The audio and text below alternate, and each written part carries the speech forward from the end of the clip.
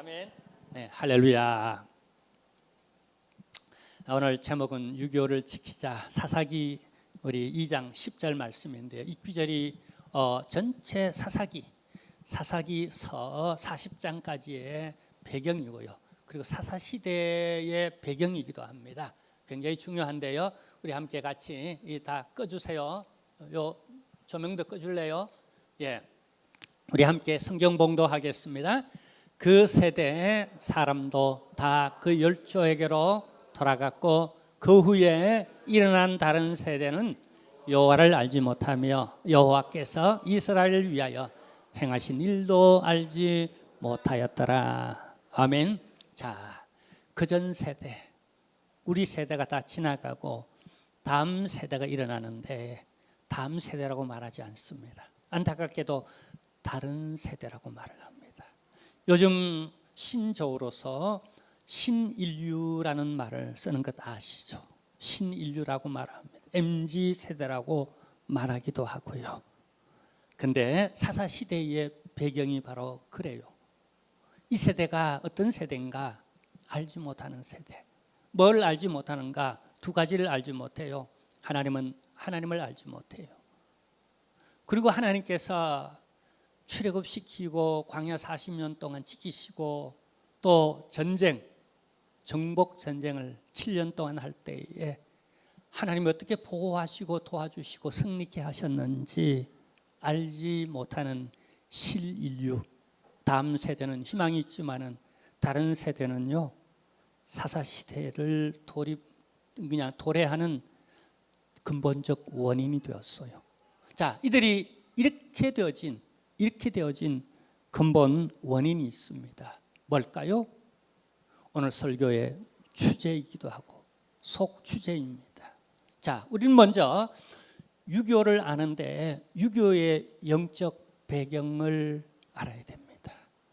왜 유교가 일어날 수밖에 없었는지에 대한 아마 이런 메시지는 어디서 들어보지 못했을 겁니다.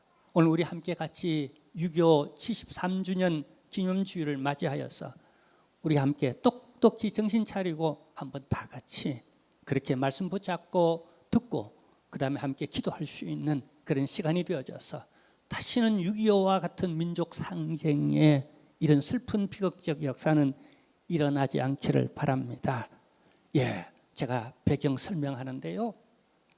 1948년 9월 9일을 기억해 놓으십시오. 이때 조선민주주의인민공화국이 수립됨으로 말미암아 남북은 이제 분단의 고착화 시대로 들어갑니다. 채 2년도 되기 전에 우리가 아는 대로 1950년 6월 25일 6.25가 남북전쟁이 일어납니다. 그리고 이후 북한은 지독한 공산주의 역사 유례없는 그런 독한 일당 1인 우상화 정책을 펼쳐나갔어. 지금 북한이 어떤지 아시죠? 아사자가 고난의 행군 그 이상으로 속출하고요. 오죽했으면 공산주의고 뭐고 배고파서 못 살겠다. 고위층, 외교관들마저도 혹은 가족 단위로 탈출 러시가 일어나고 있는 오늘의 현실 아시죠? 왜 북한이 이렇게 되었는가? 왜 6.25는 터졌고 우리는 남북 분단 상태로 73주년 그 이상으로 여기까지 이렇게 지나왔는가? 우리는 그 영적 배경을, 우리 본질적 6.25의 배경을 우리는 이해해야 합니다. 여러분, 장대현 교회 말씀 많이 들어보셨죠? 1907년 평양 대붕해가 일어났던 바로 그 장소입니다. 그런데 그 장소가 지금 어떻게 되어져 있는지 아십니까? 왜 북한이 이럴까? 예, 다음 그림을 한번 보세요. 누굽니까? 김일성 부자 동상입니다. 그리고 그 안에 그들이 말하는 인민들, 백성들이 지금 뭘 하고 있습니까? 경배를 드리고 있습니다. 다시 말하면 우상화 정책. 저렇게 가난한데도 배고픈데도 독재인데도 3대 세습에 이르기까지 어째 이 지경이 일어났는가? 공산주의 이론은 그만 무너졌다고 보면 됩니다. 구소련이 해체되는 순간부터요. 근데 왜 지독히 저런 역사에 유례 없는 독재, 인권 유린, 배고픔, 아사, 그리고 핵무기를, 미사일을 팡팡 쏘대면서 그냥 세계를 위협하는 이런 존재가 되었는가? 영적 배경이 있어요. 우상이라는 배경 말입니다. 이걸 우리가 알아야 돼요.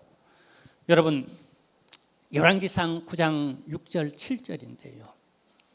이때 드디어 이스라엘은 그토록 원하던 자기 성전, 일명 솔로몬 성전을 갖게 되었어요. 그리고 봉헌식이 있는 날이었습니다. 하나님께 솔로몬을 비롯해서 백성들이 기도하자 하나님의 축복의 약속, 언약의 약속의 말씀이 주어집니다. 여기 열왕기상 9장 1절에서 5절까지 내용은 축복의 메시지입니다. 말하자면 하나입니다.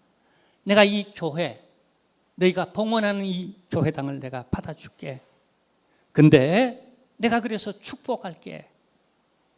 축복합니다. 내가 이 성전에 나와서 예배할 때 내가 받아주고, 너희 나라에 코로나와 같은 그런 전염병이 창궐할 때 너희가 이 교회에 와서 내게 부르짖으면은 내가 이 교회를 통하여 너희에게 답을 줄게. 회복시키고 고쳐줄게.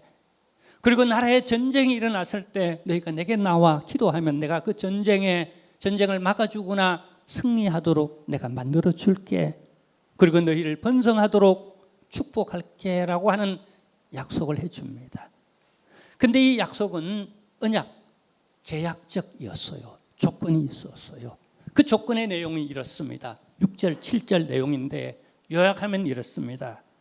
너희가 만약에 내 계명을 지키지 않고 가서 다른 신을 섬기면, 다시 말하면 너희 가운데 우상을 두면, 너희가 아무리 교회 와서 예배하고 이 성전에 와서 기도하고 헌신할지라도 내가 이 성전마저도 구별하여 내가 너희에게 둔 이 성전마저도 내가 던져버리겠다. 이거 심각한 허투루 하나님께서 시건한 말씀이 아니었어요. 근데 이 던져버림의 역사가 역사상 크게 아주 비극적으로 6.25 그 이상의 아주 비극적인 처절한 비극의 역사가 일어납니다. 그게 뭔지 아세요? 자, 두 번의 역사가 일어나는데 한 번은 우리가 너무나 잘 아는 바빌로니아 유수, 바벨론 왕 느부갓네살에 의하여서 성도들이 밟히고 찍히고 해체당하여서 완전히 나라가 망해버립니다. 멸망합니다. 남북 분단의 시대가 끝나고 남쪽 유다마저도 처절하게 성전이 돌 하나도 돌 위에 남기지 아니하고 불타고 사그라지고 소멸되고 백성들 대부분이 전부 다가 하여튼 좀 덜 떨어진다 싶은 그들 판단에 그 사람들만 남겨두고 쓸만한 모든 사람들은 바벨론 유수 BC 586년에 처절하게 이 솔로몬 성전마저도 예루살렘도 이스라엘도 가루가 되어집니다. 그리고 두 번째 전쟁이 일어났어요. 로마와의 끈질긴 전쟁입니다. 그런데 AD 70년 로마 장군 사령관 디도에 의하여서 역시 무너지는데, 여러분 이 헤롯 성전 이 무너질 때 이 헤롯 성전의 규모가 얼마나 어마어마한지 제가 다음에 8.15 기념주일 때에 제가 한번 보여주려고 그러는데, 이 솔로몬 성전이 그렇게 화려했지만은 헤롯 성전의 한 5분의 1 정도밖에 되지 않을 정도로 헤롯 성전이 그 웅장함이 대단했어요. 근데 무너졌어요. 로마에 의하여서 처절하게 무너졌어요. 이후 얼마나 무너졌는가? 가루가 되어 흩어져서 디아스포라가 되어지는데 1948년도 우리 일제 치하에서 36년 만에 해방되는데 이들은 2000년 만에, 2000년이 작은 세월이 아니지 않습니까? 우리가 한 30년, 한 세대만 불행하게 지내도 압제와 고통 가운데 가난하고 눌려 인권을 유린당하며 사는 것만도 참 불행한데, 대대로 2000년 동안에 나치 대학살 유태인 600만 명 될 정도로 근세사에 이르기까지 이들은 정말 비극적 이후 삶을 사는데, 동일하게 던져진 날이 언젠가 유대력 아부월 9일입니다. 여러분, 이 9일을 기억해 놓으십시오. 두 번 다 같은 동일한 날, 아부월 9일 날 솔로몬 성전도 내가 던져버리라고 말한 대로 던져졌고, 헤롯 성전도 제2성전인 그날도 아부월 9일이었다는 사실을 기억해 놓으십시오. 그런데 조금 전에 우리가 배경을 보았습니다. 내가 던져버리겠다. 너희가 내 계명을 지키지 않고 1계명, 2계명 우상을 어떻게 나 외에 다른 신을 두지 말고, 너희가 우상을 만들지도 말고 섬기지도 말라. 만약에 너희 가운데 우상을 두는 날에는 내가 비록 가장 아끼고 가장 내가 그렇게 아니할 그것마저도 내가 던져버리겠다고 한 역사적 사실을 우리에게 보여줬어요. 이 역사를 잊어버리면 안 됩니다. 유대인들은 2000년 동안 이런 다음에, 있을 때 잘해야 하지만은 이런 다음에 후회하며 통곡하는 날이 있습니다. 전 세계 유대인들은 이날에 웬만하면 통곡의 벽, 헤롯 성전이 무너진, 그래서 일부분 약간 유적으로 남은 그 통곡 앞에 모여서 하루 종일 금식하며 민족적 금식 통곡의 날이에요. 이 날을 뭐라고 말하냐면 티샤 베아브라고 말합니다. 티샤라는 말은 구라는 날입니다. 베라는 말은 아니라는 말이고, 아브라는 말은 아부월, 그러니까 아부월 9일을 티샤 베아브의 날, 국민 애도의 날로 지금까지 이렇게 지키고 있어요. 여러분, 우리의 6.25를 어떻게 해야 된다고 생각합니까? 자, 여러분, 왜 하필 그러면 북한인가? 그래도 남한은 종교의 자유가 있고 교회들이 많고 우리 이렇게 신앙의 은혜 가운데 예배드리고 먹고 살만하고 유사일에 가장 잘 먹고 잘 편안하고 잘 그냥 번성의 시대를 구가하고 있잖아요. 근데 왜 하필이면 세계에서 가장 아사자들이 많고 지금 인권 유린이 되었고 일당 독채고 지독한 고통 속에 살아가는 거 왜 북한인가? 이것 잘 아셔야 됩니다. 1907년 우리가 아는 대로 평양 대부흥운동이 일어납니다. 여러분, 평양은 한국의 예루살렘이라고 할 정도로 엄청난 부흥과 믿는 사람의 수와 또 종교 훌륭한 지도자들이 많이 일어나는 그런 지역이었어요. 근데 이때 통계를 보면요, 당시 북한 지역은 남한 지역보다도 2배 내지 부흥할 때는 최대 5배 정도의 신앙이, 그러니까 우리 한국 교회 큰 교회들의 규모가 한 100명 정도 성도가 될 때에 5배 같으면 500명 정도의 규모의 교회들이 수두룩한 곳이 북한 평양 중심에 이토록 부흥기가 있었다는 거예요. 자, 그러나 중요합니다. 여기서부터 여러분, 제가 아까 9일을 강조했습니다. 1938년도 9월 9일 이날을 여러분 우리가 1910년 여러분 9월 28일을 경술국치일이라고 말을 합니다. 왜 그렇죠? 이완용을 비롯하여서 앞장선 자들에 의하여서 한일 합방되어진 날이기 때문에 그렇습니다. 근데 국치일과 비슷한 우리 한국 교회사에 교치일이 있습니다. 교회에 수치스러운 한 날이 있어요. 그게 바로 9월 9일입니다. 이때 우리 한국 교단 가운데 가장 큰 교단인 장로교 총회에서 뭘 결의했는가? 신사 참배를 결의했어요. 그리고 그 다음날 어떻게 해요? 전국 노회장, 총회에 모였던 노회장이 오전에는 총회를 열고 오후에 평양 신사에 가서 신사 참배를 했습니다. 우상의 문제가 백그라운드라고 얘기했죠. 우상을 섬기면 내가 이 교회들이라도 내가 던져버리겠다라고 하는 역사를 잊으면 안 됩니다. 여러분, 조금 전에 읽었던 사사기 2장 10절이 사사기 전체 혹은 사사기 400년의 백그라운드 되는 구절이라고 제가 말씀했죠. 무슨 얘기죠?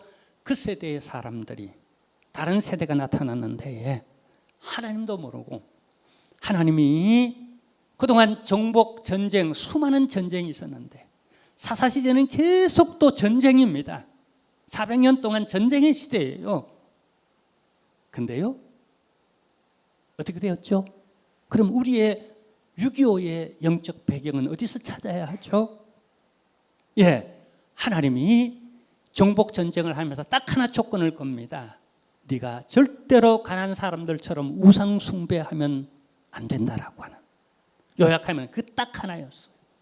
그리고 사사시대 400년 동안 끊임없는 전쟁이 반복되고 수탈과 고통과 인권 유린과 분리와 아픔과 해체, 이런 일들이 쫙 시리즈로 일어나는데 그 핵심은요, 우상 숭배가 영적 배경이었다는 사실이에요. 그리고 사사시대에 수많은 전쟁이 일어나는데 그 전쟁은요, 어떤 전쟁도 우연히 일어난 전쟁이 아니었어요. 그 안에 하나님의 메시지, 섭리, 주시는 교훈이 그 안에 있었어요. 우리가 기독교적 사관을 갖는다면 6.25 그냥 우연히 저놈들이 나빠서 일어났다라고 하는, 혹은 이데올로기적 최전선에서 갈등이 일어났다는 정도로 우리가 매김할 것이 뭡니까? 저는 기독교인으로 그렇게 무신론자가 아니고 역사를 주관하시는 이는 과거나 현재나 미래나 언제나 주님이라고 저는 그렇게 생각합니다. 그렇다면 6.25는 주님의 뜻 안에 있었던 슬픈 비극이지만은 그 안에 하나님의 영적 교훈이 있었다는 걸 우리는 적어도 잊으면 안 된다는 거예요. 그 한마디로 이 시간 다 이 30분 동안 제 설교 시간에 설명할 수 없지만은 한마디로 요약하면은 한번 따라할까요? 우상 숭배였다는 거예요. 이 6.25의 배경의 뿌리는 단순한 공산주의, 남북 분단, 그 이전의 일제시대 때에 우리 교우들이, 교회가, 자기 총회장으로부터 지도자들이, 그리고 우리 교회가 우상 숭배를 했다는 겁니다. 저는 오늘 그 배경을 보여주려고 합니다. 이분들이 누군지 아세요? 정말 우리가 잊으면 안 되는 호국 보국의 달에 이분들이 추록 성도라고 일컬어지는 우리 교회사 역사의 사진으로 지금은 남아 있어요. 당시 우리 통계에 의하면 2,000여 명의 성도들이 붙잡혀 감옥에 들어갔답니다. 다른 박해는 말할 것도 없이 피해서 만주로 피하고 상해로 피하고 한 사람들 외에 감옥에 들어가 신사참배 반대하다가 큰 욕을 치른, 그래서 그 안에서 수많은 사람들이 고문을 당해 죽고, 그래서 저분들 17명이 마지막 해방되는 때에 추록하여 기념사진을 찍었는데, 그리고 2달 동안 이들이 금식하며 회개하고 앞으로 한국교회는 어떤 방향으로 나가야 할지 대책을 세웁니다. 저들은 2달 동안 신사참배를 오히려 추록하여 회개 기도를 하는데 한국교회는 당시에 어떻게 했을까요? 총회장을 비롯해서 변명을 합니다. 당신은 어쩔 수 없었다. 그게 국민 의례였다. 상황이 그래서 우리는 강압에 억지로 할 수밖에 없었다라고 하는 변명으로 일관해 왔다는 역사가 남아 있습니다. 안타깝죠? 이들은 지금도 재건파 혹은 고신파 부산 쪽에 아직도 큰 교단을 이루고 남아 있어요. 추록 성도들의 장로교 교단들로. 회개하면 우리가 합칠 수 있다고 하는데 아직 공식적 회개를 같이 그들과 더불어 하지 않았기 때문에 교단이 분리해, 교파 분리의 원흉이 6.25와 신사참배의 뿌리를 두고 있다는 사실을 우리는 잊으면 안 되는 거예요. 자, 근데요,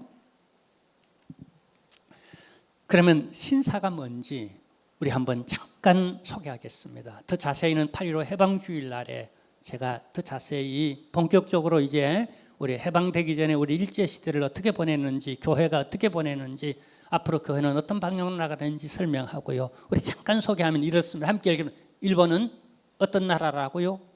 신의 나라. 신의 나라라는 거예요. 지금도 그렇습니다. 일본은 신사의 나라입니다. 지금 가도 그렇습니다. 유럽에 가면은 내 관광지가 성당이나 교회입니다. 그럼 일본에 가면 여러분 다녀오신 분은 아시겠지만은 내 절간 신사입니다. 근데 저를 보고 와도 신사를 보고 온 겁니다. 신사를 보고 와도 신사를 보고 온 거예요. 여러분 오픈 챗 GPT를 열어놓고 거기다가 일본 불교인들이 얼마나 되는가를 치면 70% 정도 나올 겁니다. 제가 지난주에 쳐봤거든요. 설교를 준비하면서. 그리고 대신에 그 다음에 물어봐야 할 일이 있습니다. 신사는 몇 프로 정도 되는가? 그러면 100% 나옵니다. 무슨 얘기죠? 신사는 민간 샤머니적 종교이기도 하고 모든 성당이든 절간이든 기독교이든 그 세속화 섬에도 있는 그 신성, 그들의 영성의 뿌리는 전부 다 신사, 그 신사적 응어리, 그리고 그들의 모든 그 사고방식, 사무라이 때부터 시작해서 메이지 유신 때부터 시작해 지금까지 전부 다. 그래서 일본 수상들이 늘 저기 가는 이유가 신년 되면 저기 가고 가끔씩 저기 가는 이유들이 그들의 정신이기 때문에 그래서 신사는. 그 신사는 뭐라고요? 신, 종교라고 밝힙니다. 그리고 보세요. 최고의 신은 누구라고요? 아마테라스 오미카미라고 말해요. 천조 대신이라고 말을 합니다. 일본 국기를 보면 알죠? 태양이 이렇게 떠오르는, 그들은 태양신을 섬기는 천조 대신이 태양신이라는 의미입니다. 근데 그 태양신이 여성신입니다. 그러니까 그들은 태양신을 여성이라고 보는 거예요. 여성 하나님을 믿는 거예요. 천조 대신이라고 하는 거예요. 그리고 일본 천황이 누구인가? 손주, 손자, 신이라고 말을 합니다. 그래서 태양신의 후손인, 그러니까 곧 신이죠. 여러분 신의 아들도 신이고 신의 손자도 신인 겁니다. 이런 개념으로 신인데 이 신의 나라라고, 그리고 그 신인 천황이 그렇게 천황 신성을 그렇게 하죠. 여러분 해방되고 여러분 그 메가더 장군과 이 미국에서 가장 먼저 그냥 항복 문서를 받으면서 뭘 선포하도록 만들죠? 한번 따라합시다. 나는 신이 아니다. 왜 그렇게 했을까요? 지금 왜 북한은 우상화 정책을 1인 그 우상화 정책을 그렇게 펼쳐갈까요? 꼭 그대로 본받아서 꼭 그대로 그렇게 하고 있는 거예요. 왜 그런 일본은 원자탄을 유례 없이 맞아야 했고 일본은 왜 지금 저 모양인가? 왜 북한인가? 이 뿌리를 알아야 합니다. 영적 해석이 필요하잖아요. 자, 시간 관계상요. 당시 지금 저는 계속 6.25의 영적 일어날 수밖에 없었던 불가피한 그러한, 왜 여러분 솔로몬 성전은 무너져야 했고 헤롯 성전은 돌 하나도 돌 위에 남김없이 무너져야 했던가? 필연적으로 왜 6.25를 우리가 불러오게 된 배경이 무엇인가? 보세요. 당시 9월 10일 전국 노회장, 당시 노회가 25개, 지금 우리 합동적 총회가 163개의 노회가 있습니다. 당시 23개의 노회가 있었는데 총회장은 성명을 발표하고 부총회장이 노회장들을 각 지역, 경상도 지역, 서울 지역, 경기도 지역, 충청 지역, 강원도 지역, 제주도 지역 각 지역을 대표하는 노회장님들을 어떻게 데리고 총회로 모였으니까 평양에서 평양 신사에 가서 참배했습니다. 물론 배경은 일본 순사들의 인솔하에, 그들의 강요하에. 그리고 그 다음 달인 10월 달은 각 교단별 신사 참배 행사가 대대적으로 이루어집니다. 그리고 12월 12일 석 달 후에는 각 교단의 대표를 꾸렸어요. 우리 총회도 총회장, 부처회장이 우리 교단을 대표해서 일본으로 건너갔습니다.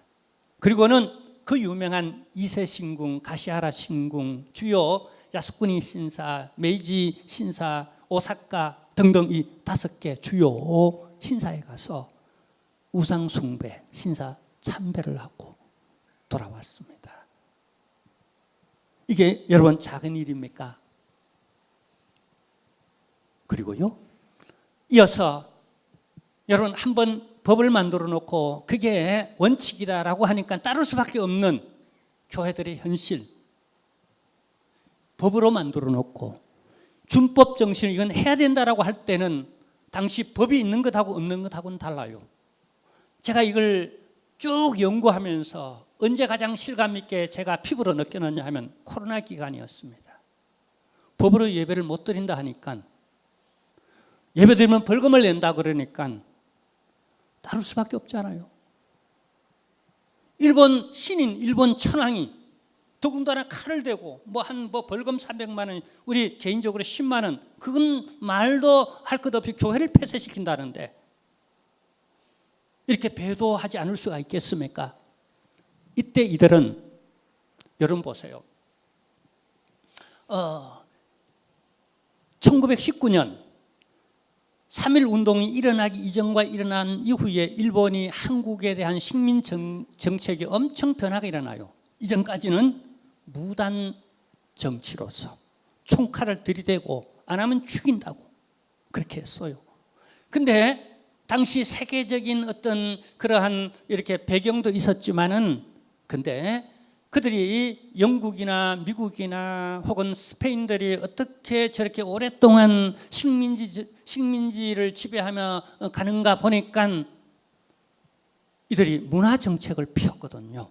그래서 3.1 운동 이후 문화정책을 펴는데 그 가운데 핵심이 뭐냐 하면은요, 신사운동입니다.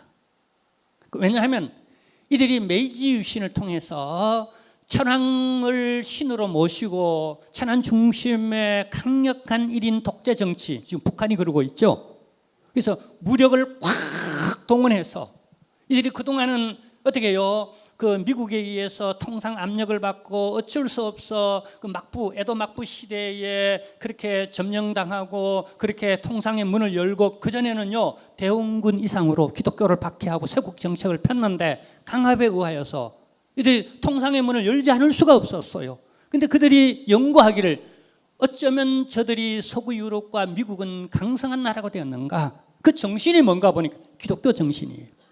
그래서 이들은 철저히 외세를 이겨내기 위해서 기독교 정신은 어떻게 해요? 통상 압력을 받으면서 어떻게 조약을 맺기를 종교의 자유는 줘야 된다라고 하는, 그 때문에 그동안 기독교를 그렇게 박해하던 걸 신앙엔 자유가 있다라고 말하면서 이들이 어디에 몰입하느냐 하면은요, 신사운동에 몰입해요. 이게 이들의 정신이에요. 사무라이 정신 이후 메이지 유신을 통하여서 이후 일본이 갖게 된 정신은 사무라이와는 정반대 정권이 바뀐 개념이거든요. 이들이 도입한 게 뭐냐면 신사운동이었어요. 그게 바로 천황이 신이다라고, 천황을 중심으로 해서 막강한 이 정책을 펴서 어떻게 하는가? 성공해요. 이 메이지 유신이 성공하고, 그리고 이 사무라이 정신을 배격하고, 그 다음에 이 신사 정신을 통해 가지고, 그래서 그때 당시에 이들이 문호를 개방하고 힘을 기르고 이 천황을 중심으로 한 신사 운동을 통해 가지고 힘을 기른 다음에 이들이 오키나와 그걸 점령하잖아요. 그리고 대만을 점령하죠. 여기 엄청난 자신감을 얻습니다. 그리고 이제 그냥 중국을 정복하기 위해서 정한론 대두되었던, 여러분 그 풍신수길 임진왜란 때 그 정한론이 일어났던 그 자신감을 가지고 우리 한국에 쳐들어와서 그 36년 동안 지배하는, 자 이것도요 뭐냐 하면은요, 이때 일신사, 그래서 일면 일신사 운동을 펴니다. 그러니까 교회도 이렇게 해야 된다는 거예요. 일신사, 일면 일교회. 그러니까 교회를 막 통합시키고 폐쇄시키고 예배도 주일 낮 예배 외에는 다른 예배를 못 드리게 했어요. 아마 요즘 수요 예배 별로 안 좋아하고 오후 예배 별로 안 좋아하고 금요 예배도 참석 안 하고 또 그다음에 새벽 예배도 좋아하지 않는 사람들은 아마 너무 좋아할 겁니다. 딱 한 번 일주일에 예배 드리도록 만들었어요. 어쩌면 코로나 때 저는 이게 연상이 되어가지고 엄청 울분이 터졌어요. 아세요? 이 역사를 알아야 됩니다. 자, 근데요. 자, 보세요. 그러면서 설문조사를 합니다. 천왕이 높으냐? 여호와 하나님이 높으냐? 정답이 어디죠? 뒤쪽에 있죠. 근데 현실적 정답은 어디죠? 전부 다가 정해진 답이 첫 번째였다는 거. 그 다음에요. 천조 대신이 높으냐? 일본 천왕이 높으냐? 아니면 여호와 하나님이 높으냐? 정답은 어디죠? 후자입니다. 현실적 정답은 뭐였죠? 1번이었어. 이것 때문에 만약에 정답을 후자로 쓰면 그 교회는 폐사돼요. 왜냐하면 수많은 교회들이 있는데 한 면에 한 교회를 세우니까 나머지 교회들은 다 없어지겠죠. 그러니까 목회자들이나 성도들이 울며 겨자식으로 교회를 살리기 위해 그 법에, 예배드리지 말라는 법에, 누가 높으냐는 법에 머리를 숙일 수밖에 없지 않습니까? 하나님이 최우선이 아니고 예배가 최우선이 아니고 교회법이 최우선이 아니었어요. 천황의 법, 그게 왕이었어요. 국법, 헌법, 그게 왕이었어요. 하나님의 법이 더 이상 효용 가치가 없었어요. 이 죄, 여기 누가 앞장섰는가? 북한 목회자들이 앞장섰어요. 북한 교회들이 여기 앞장섰어요. 왜냐하면 당시에 모든 존경받고 힘있고 이런 부흥하고 큰 사이즈 교회들 다 평양 쪽 북쪽에 다 있었어요. 그리고 신앙의 자유를 주며 예배를 허락하면서 대신에 저게 뭔지 아세요? 가미다라라고 하는 신사입니다. 소신사입니다. 소신사를 교회 오른쪽에 모셔두도록 하고 예배를 어떻게 드리는가? 대구의 어느 교회의 예배 순서가 주보로, 이렇게 주보입니다. 아직 남아 있어서 제가 취해 왔는데요. 1부는 신사 참배를 해야 합니다. 2부는 기독교식 예배를 드립니다. 근데 그 가운데 한 순서가 뭔지 아세요? 이게 뭔지 아세요? 궁성 요배의 순서가 있습니다. 저렇게 일본 쪽을 향하여 천황이 있는 신사를 향하여서, 그걸 신사라 그럽니다. 그걸 향하여 신궁을 향하여서 저렇게 90도로 깍듯이 절을 하고 저렇게 우상 숭배를 하고 앞에는 신사를 모신 사당을 여기 이렇게 설치해 놓고 그렇게 1부 예배를 드리고 2부 기독교식 예배를 드리게 만들었던, 우리가 이렇게 우상 숭배를 했어요. 자, 어린이 찬송가입니다. 어린이 찬송가에 이런 구절이 있어요. 우리들은 대일본 제국의 식민입니다. 우리들은 마음을 합하여 천황폐하께 충의를 다하겠습니다. 우리는 인고단련하고 훌륭하고 강한 국민이 되겠습니다. 라고 하는, 아이들이 선생님을 따라 저렇게 찬송을 했어요. 그럼 어른들은요, 저게 유명한 우미 유가바, 아마 일제시대 때 일본 군대 갔다 온 분들은 엄청 불렀던 노래일 겁니다.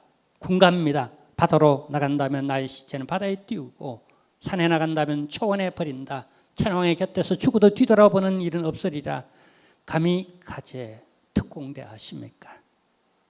그냥 여러분 그 맨하탄 미국의 그 무역회관의 그 빌딩에 그냥 비행기를 몰고 확 통과해서 그냥 그렇게 했던 자살 특공대 있죠?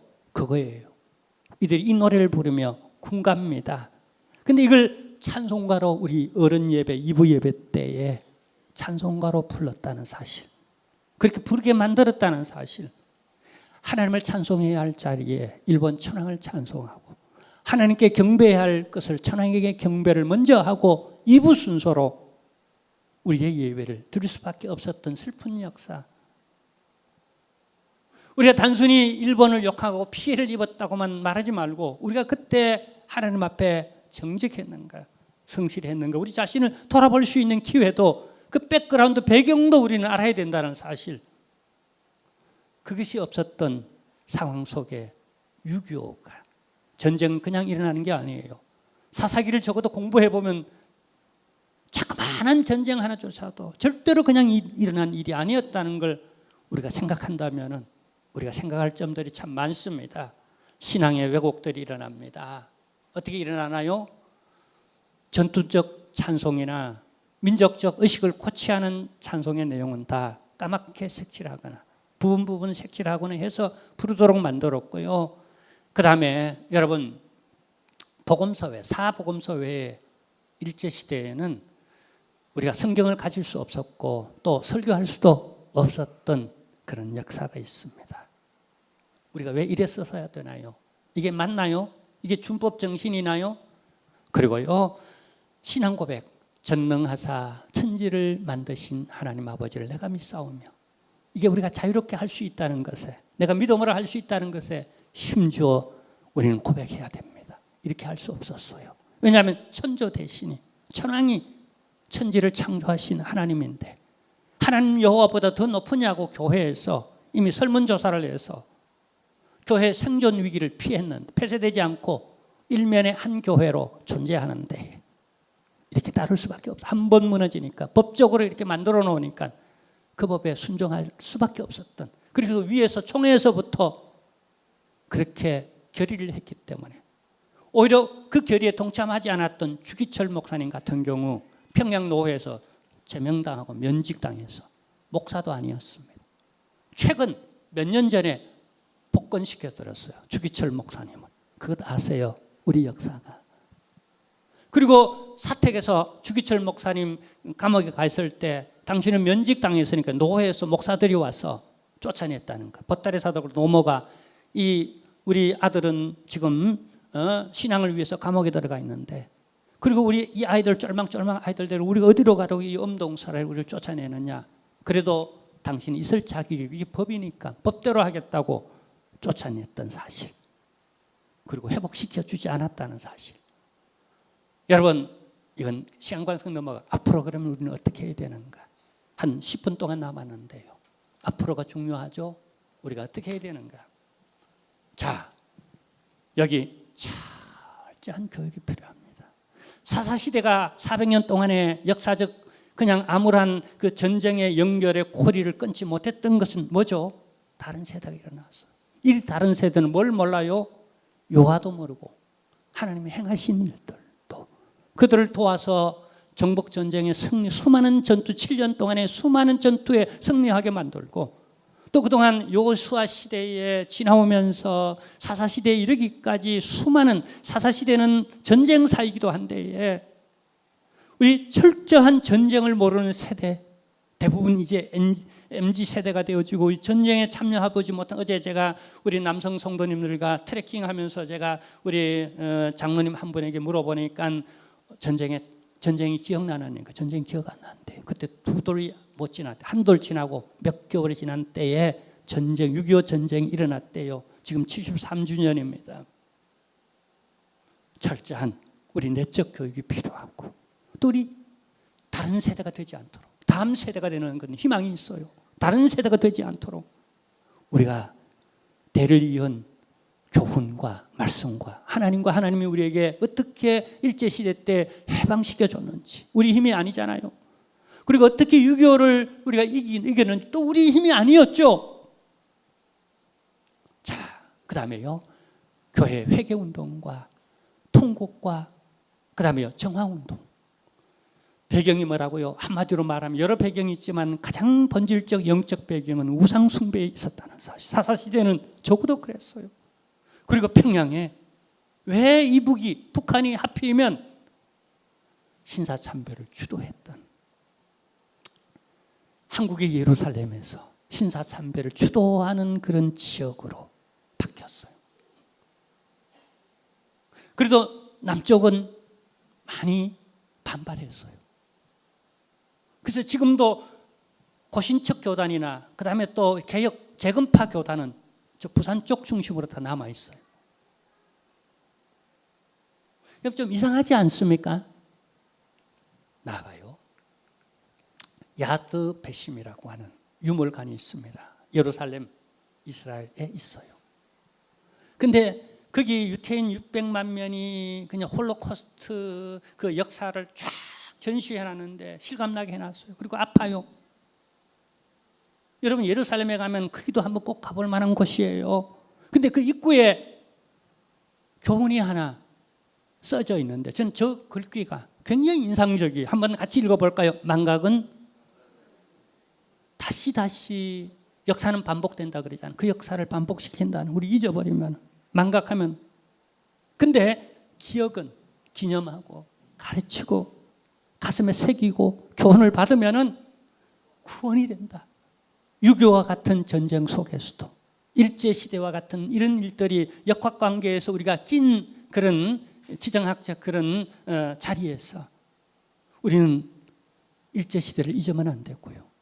그 다음에 6.25 전쟁, 이 비극을 절대로 잊어버리면 되풀이될 수 있다는 것. 많은 걸 시사하고 있죠. 그래서 유대인들이 어떻게 하는가 한번 보겠습니다. 좀 높여줘요.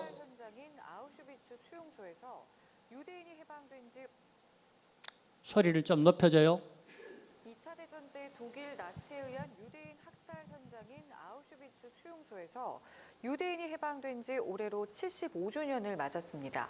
네, 내일 이스라엘 예루살렘에서는 나치의 유대인 학살 추모 행사가 열릴 예정인데요. 폴란드 아우슈비츠 비스케나우 강제수용소. 독일 나치에 의해 유대인 약 110만 명이 학살된 비극적 역사의 현장입니다. 1945년 1월 27일 옛 소련군에 의해 아우슈비츠 수용소에 갇혀있던 유대인들이 해방된 것을 기념하는 국제 홀로코스트 희생자 추모의 날이 지정됐는데 올해로 75주년을 맞았습니다. 그 추모 행사가 이스라엘 수도 예루살렘에서 열립니다. 블라디미르 푸틴 러시아 대통령과 에마뉘엘 마크롱 프랑스 대통령, 낸시 펠로시 미 하원의장 등 47개국에서 대표단이 참석해 희생자를 추모하게 됩니다. 자, 여러분, 이스라엘은 저 순환의 역사에서 구원받기 위하여서 뭘 하는가? 저렇게 기념일을 세계 각국 대표단 47개국 대표단을 초청해서 많은 비용을 치르고 하지만은 이날을 절대로 잊지 않기 위하여서 저렇게 기념 대회를 해요. 국가적으로 우리 6.25 이 전쟁 때에 우리는 이 6.25를 잊지 않고 정말 우리가 기억하고, 그래서 우리가 전쟁에서 우리가 구원받기 위해서 우리 이런 행사를 갖는가? 우리 스스로도 6.25 기념 예배를 너무 이조차도 좀 그냥 개념 없이 보내서는 안 되잖아요. 기억해야 되잖아요. 자, 그래서 우리가 해야 할 일이 있습니다. 가르쳐야 합니다. 6.25를 가르치고 일제시대를 가르쳐야 합니다. 신앙교육과 역사교육, 우리 역사의식이 있어야 하고요. 기독교 역사의식이 있어야 하고요. 철저한 우리 신앙교육이 필요하죠. 우상숭배하면 안 된다라고 하는. 그리고 6.25와 같은 전쟁은 다시 일어나면 안 된다라고 하는 역사의식이 좀 필요하죠. 그리고 가르쳐야 합니다. 어마어마한 피해가 있었다라고 하는 것.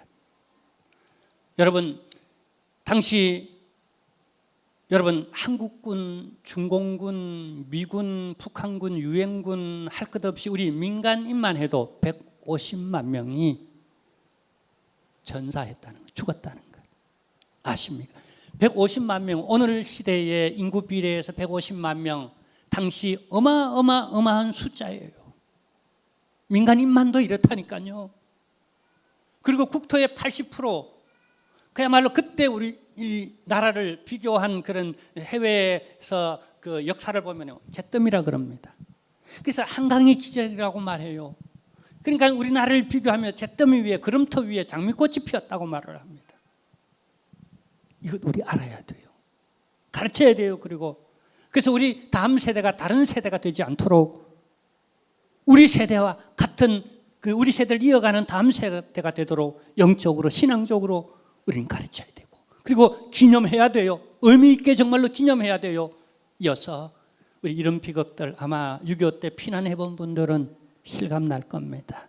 피난 사례가 뭔지. 자, 그리고요, 교회의 피해는 너무너무 컸어요. 저 옆에 조그마한 그림으로 제가 올려놨는데 저런 교회가 지금은 저렇게 되어 있는, 완전 파괴되고 무너져 있는, 외적으로 그랬거니와 내적으로 엄청난, 한 예를 들면 제암리 교회. 자, 예배드리게 해줄게, 다 예배드리세요 하니까 제암리 교회 성도들이 그냥 옳다구나 하고, 이제는 그냥 이 공산주의자들도 사람 됐네라고, 정신 차릴 모양이다 하고, 잘해주는 모양이다라고 홀라당 쏘갔죠. 다 모여가 예배드리는데 뒤에서 문을 잠그고 불을 싸질러서 한날 한시에 제암리 교회 모든 성도님들이 불타 죽은, 순교한 이런 역사들을 내적으로도 우리는 잊으면 안 됩니다. 이런데도 어떻게 교회 나가 예배드리겠어요? 조그마한 일에도 시험 드는데, 조그만 불편해도 그냥 듣기만 해도 에어컨 안 틀고, 그냥 춥기만 해도 난방기구 뭐 없어만 해도, 비 오기만 해도, 그냥 무슨 어떤 모임만 있어도 그냥 그 시기에 한데. 자, 보세요. 이제 결론 부분으로 자꾸 가려고 합니다. 지금 북한이 어떤가? 우린 정치적으로, 인권적으로, 경제적으로 북한이 너무 아사자가 속설할 정도로 세계 제1의 인권 유린의 그 장소가 된 그 배경에는 뭐가 있죠? 저 우상이 있어요. 저 우상을 척결해야 돼요. 저기 엎드려 그냥, 여러분 교회에 나올 때 저런 정결한 마음을 갖고 나옵니까? 교회에 나올 때 내 집에서 제일 좋은 옷을 입고 제일 그냥 정결하게 저렇게 차림새를 하고 저렇게 경건한 마음으로 목욕체계하고 저렇게 나와 경배하고 엎드립니까? 북한은 지금 저러고 있어요. 저 우상을 제거하지 않고는 어떻게 해방되겠어요? 저들이 어떻게 그냥 민주화를, 그냥 해방을, 공산주의 싫어요 하고 나설 수 있겠어요? 저 우상에 꽉 매여 있는데, 이단들처럼요, 이단들처럼 매여 있는데 어떻게 해야 되겠습니까?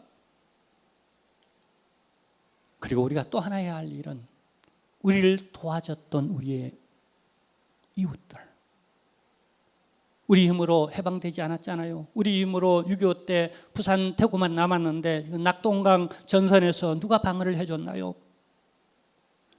우리는 고마움을 잊어버리면 안 돼요.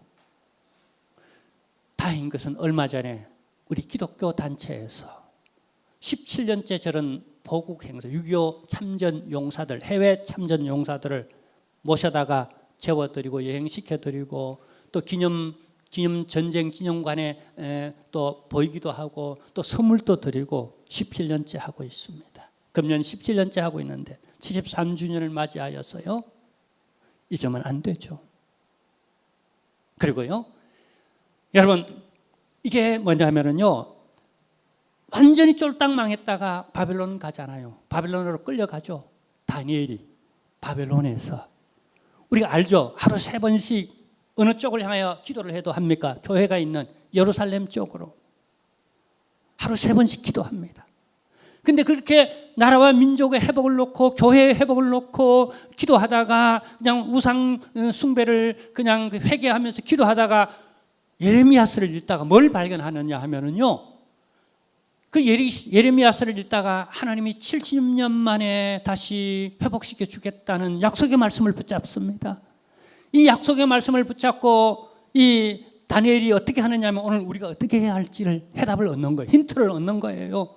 저는 이 말씀을 가지고 그저께 지난 목요일 날 우리 노회 안에 은퇴 목사님 회에 가서 우리 교회에서 장로님들이 밥 사드리라고 해서 우리가 또 이렇게 그냥 갈 수 없잖아요. 은퇴 목사님들의 모임이니까 우리가 또 이렇게 밥을 제가 가서 전심을 대접하고 그다음에 말씀을 전했는데 이 메시지를 가지고 이 구절을 가지고 제가 전했어요. 목사님도 제발 기도해 주십시오. 저희도 이번 주에 온 성도들이 함께 기도하겠습니다 하면서 그 내용이 뭐냐면 이 구절이에요. 다니엘이 포로 소년으로 끌려가서 내가 기도해야 되겠다고 미리 작정하고 그냥 목에 칼이 들어와도 기도를 합니다. 신앙을 잊지 않고 우상 숭배하지 않습니다. 우상 제물도 먹지 않습니다. 그리고 예루살렘의 회복을 위하여 기도합니다. 그러다가 예레미야서를 읽고 그가 크게 깨닫습니다. 하나님의 약속이 있구나. 회복시켜 주신다는 약속이 있구나. 우리 말씀 속에서 말씀 읽으세요. 그리고 남북 통일에 대한 약속을 붙잡아야 합니다. 저 북녘 땅에 우상이 무너지고 하나님의 나라가 임하고 복음의 역사되고 자유민주주의가 되고 우리 동포들이 저 지하교회에서 눈물을 흘리며 기도하는 사람들이 가져야 할, 그리고 우리가 함께 동력하며 가져야 할 비전이 뭡니까? 말씀 속에서 해방의 비전, 통일의 비전을 우리는 가져야 돼요. 예레미야서를 읽다가 그 비전을 가지고 그 다음에 그가 작정합니다. 내가 기도하기로, 하나님 앞에 이 약속을 붙잡고 내가 기도하기로, 쉼없이 기도하기로 그는 결심하고 작정합니다.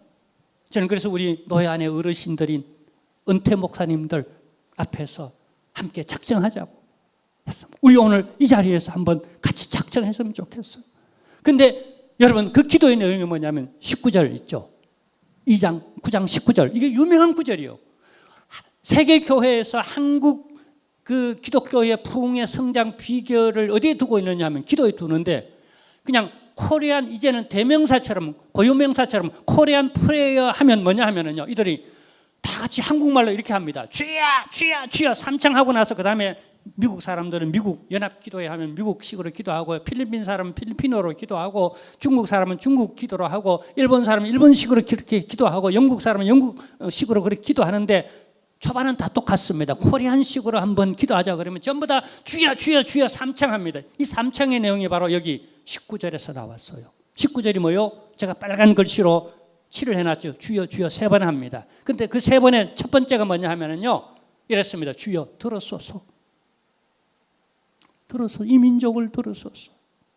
우리의 기도를 들으시면 그 약속을 들으시고 약속을 붙잡고 기도하는 걸 나를 받아주시고 우리 이 민족을 그대로 받아달라는 얘기, 그리고 우리의 기도와 우리 존재론적으로 받아달라는 거예요. 두 번째 기도 제목은 이렇습니다.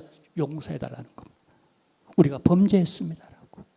물론 70년 전에 이스라엘이 우상을 섬기는 죄로 멸망했습니다만, 그리고 이 다니엘은 절대로 우상의 제물조차도 먹지 않는 그런 결단을 하며 하루에 3번씩 기도하는 경건 생활을 유지해 나갑니다만은, 그 조상의 업을, 죄를 마치 기념이라는 거 그렇습니다. 그때의 일을 나의 일로, 좋은 일도 그때의 일을 나의 일로, 6.25 전쟁에 우리 모르는 세대 참여하지 않았지만 그 전쟁을 마치 내가 참여하고 내가 피해를 보고 내가 승리한 바로 그 나라를 지켜낸 바로 그 당시로 내가 올라가는 거예요. 기념이라는 건 추억하고 현재 사건으로 만들어내는 것 있죠. 그래서 다니엘은 나의 죄로 그때 내가 우상 숭배했다고, 그래서 내가 멸망하고 내가 여기 와 있다라고 조상 탓하거나 나라 탓하거나 그때 사람을 탓하지 않고 바로 내가 회개하는 이런 자리에 서는 이런 자세가 필요하지 않겠습니까? 그리고 뭐죠? 주여 귀를 기울이시고 행하소서. 70년 만에 다시 돌아오도록 만들어 주겠다고 하신 그 약속을, 이 백성을 강제로라도 율법적으로라도 회개시키시고 우상을 끊어내게 하시고, 어쨌든 하나님이 약속하신, 계획하신 그것을 하나님의 뜻대로 하나님 주권적으로 그대로 행하시옵소서라고 다니엘이 이렇게 기도하고 있다는 것. 우리 여기서 힌트를 얻어야 됩니다. 그리고요, 바로 지난달이었습니다. 얼마 안 되죠. 우리 도봉시찰 목사님 사모님들 24분 모시고 제가 이 지역의 시찰장 회장입니다. 그래서 수련회를 오랫동안 준비해서 가는데 어디를 가서 뭘 하나, 제가 일본 오사카 지방으로 갔습니다. 그 옆에 고베가 있고, 근데 거기에 가시하라 신궁과 이세 신궁이 있어요. 우리 대한민국의 교단 대표들이 우상 숭배, 신사 참배하고 온 바로 그곳에 간 거예요. 왜 갔겠어요? 그 역사를 돌아보며 제가 설교를 하며 설명을 하고 역사를 쭉 진지하게 설명을 했어요. 그리고 함께 예배를 드리며 회개 기도회를 제가 인도했어요. 제가 한번 보여드리겠습니다. 이세 신궁입니다. 오사카 바로 지역에 있는 고베 신궁이라고도 하고요. 여기 오늘 우리 젊은이들이 오사카 엄청 갑니다. 먹고 놀고 쇼핑하고, 쇼핑 먹거리의 천국이고 쇼핑의 천국이 오사카고, 우리나라 아주 고대로부터 내려온 수도 도읍이에요. 경주 갔거나 뭐 이런 곳이에요. 그 전부 다 거기 가서 투어는 신사 투어를 하고요. 우리나라와 어떤 관계가 있는지, 그 오사카 성 자체가 또 뭡니까 그 풍신수길 있죠. 임진왜란을 일으킨 장본인이죠. 그 오사카 성이 풍신수길의 성 아닙니까? 거기 가서 사진 찍고 웃고 막 이렇게 하는데 애도하고 눈물을 흘려야 할 장소예요. 우리 젊은이들 모르잖아요. 가르쳐야 되죠. 여기 이렇게 우리가 주여 주여 죄인 받아달라고, 이게 남의 일이 아니고 나의 일이고 다른 사람의 회개를 강요할 것이 아니라 우리가 회개해야 할 바로 그 자리임을 하면서 우리 기도하고 이런 예를 가졌습니다. 이제 우리 잠깐 마지막 순서를 가지려고 합니다. 우리 함께 기도하기를 원하는데요. 오늘 여러분 뭘 보시고 뭘 느끼나요? 6.25를 통하여 73주년을 맞이하여서 우리 기념 예배를 드리며 여러분 우리는 어떻게 해야 된다고 생각합니까? 일제시대의 배경은 무엇입니까? 6.25의 배경은 무엇입니까? 우연이라고 생각한다면 우리는 많은 걸 잃을 수 있습니다. 망각은 순환을 예고하고 있다고, 기억은 구원을 이룬다고 말을 합니다. 사랑하는 성도 여러분, 두 가지입니다. 우리 자신이 먼저 내 죄, 내 탓입니다라고 하는 우리 안에 있는 우상들을 척결하는, 보이는 우상이든 보이지 않는 우상이든 하나님보다 더 사랑하고 더 우선순위에 두고 있는, 하나님 자리에 있어야 할 것을 하나님 자리에 두지 아니하고 차선으로 미루는 예배가 그러고 우리 기도회가 그러고 하나님의 일이 그러고 선교가 그러고 복음이 그러한 오늘 세대, MZ세대, 하나님을 알지 못하고 하나님의 행하신 일도 알지 못하는 세대가 일어나는 다른 세대 시대에 우리가 다시 한번 어떻게 해야 할지를 한번 고백하며 기도하는, 저마다 해답은 여러분 안에 있고 오늘 여러분의 느낌과 감동과 하나님 주신 메시지와 교훈 안에 있습니다. 그것을 붙잡고 다니엘처럼 주여 주여 주여 우리 속으로 크게 외치고요. 그리고 하나님의 약속하신 뜻을 강압적으로라도 율법적으로라도 강권적으로라도 이루시옵소서라고 우리 죄를 회개하며 주여 우리를 들어달라고, 우리 교회들을, 한국 기독교를 들어달라고, 저 북녘 백성들을 들어달라고, 이 한반도를 들어주시고 북녘의 지하교회 성도들을 들어달라고, 저들을 용서하시고 하나님의 뜻을 이루어달라고, 약속하신 약속 이루어가게 해달라고 우리 조용히 함께 기도하는 시간 갖겠습니다. 주님, 6.25 73주년을 맞이하여 한국교회가 기념 예배로 드립니다. 저희들 이 자리에서 우리 자신을 살펴보면서 우리가 그때 어떠했는지, 그리고 어떻게 구원받았는지, 그리고 앞으로 우리가 어떻게 해야 할지 다시 한번 저 북녘 땅을 생각합니다. 아직도 끊이지 않은 전쟁, 긴장, 미사일을 쏘대며 핵을 개발하고 위협하는 참으로 이런 팽팽한 긴장 관계 위기 가운데서 우리가 하나님이여 이 6.25를 잊지 말게 하옵시고, 우리가 우상 숭배를 하나님이여 철저히 척결하고 정화운동을 일으키게 하시고, 원인이 외부적 원인이 아니라 6.25가 일어나기 이전에, 하나님의 일제시대 이전에 우리가 사분오열되어지고 우리가 우상을 숭배했습니다. 하나님을 외면했습니다. 우리가 믿음으로 말씀으로 살지 못했습니다. 해방이 주어졌지만은 그 해방의 5년 동안 우리는 자유를 말하면서 하나님을 찾지 않았습니다. 우상 숭배했습니다. 우리는 너무 자유분방했습니다. 우리는 범죄했습니다. 하나님 용서하시고 다시 한번 우리와 우리 다음 세대가 하나님의 정신 차려 일어날 수 있는 전환점이 되도록 역사하여 주옵소서. 예수 기도합니다. 아멘. 아멘. 지금은 우리 주 예수 그리스도의 은혜와 하나님 우리 아버지의 크신 사랑하심과 성령님의 모든 위로 교통 역사가 우리 남북 통일 위에, 그리고 저 북녘 땅 위에, 그리고 이 남한의 정말 과거를 돌아보고 현재적 그리고 미래에 우리가 어떻게 행해야 할지, 특별히 우상 숭배를 척결하고자 하는 사랑하는 모든 성도들 머리 위에 이제로부터 영원토록 함께 있을지어다. 아멘. 아멘. 아멘. 아멘.